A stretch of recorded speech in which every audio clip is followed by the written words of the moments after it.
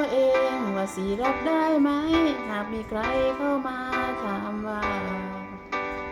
ให้เขาง่ายไปบ่นะคงบ่มีผู้ใดสิมาฮักจริงย้านอายบ่เข้าใจผิดไหม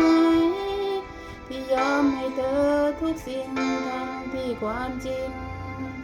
เราเพิ่งคบกันอยากสิบอกให้อายได้รู้ว่าความจริงมันเป็นเช่นใดที่ผ่านมาบอกเคยง่ายกับใครหากเป็นอายน้องยอมสู้ยางถึงน้องสิง่ายน้องก็ง่ายกับอายผู้เดียวใครสิว่าน้องเพียงน้องบ่เดียวบ่เคยหัวใจทั้งกายและใจที่น้องมอบให้อาจบ่มีราคาก็อยากบอกให้อายรู้ว่าผู้หญิงใจง่ายฮักอายคนเดียว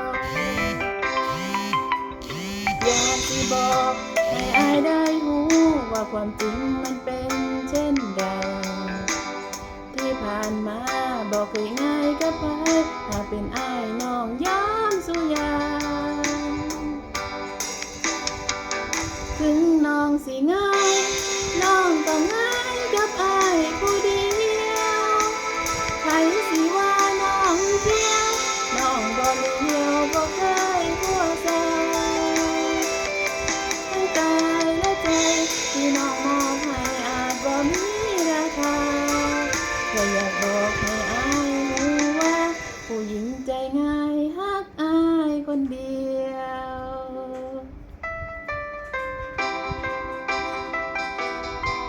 เพลงนี้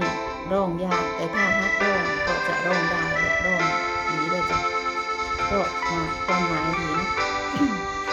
มาฮักร้องเพลงกันมีคลิปลิขสิทธิ์เลยให้ทุกคนสามารถนำไปร้องลงคลิปยาวได้นะแต่ต่อไปไม่รู้จะมีลิขสิทธิ์ไหมเราไม่รู้นะถึงน้องสิง่ายน้องก็ง่ายกับอายผู้เดียว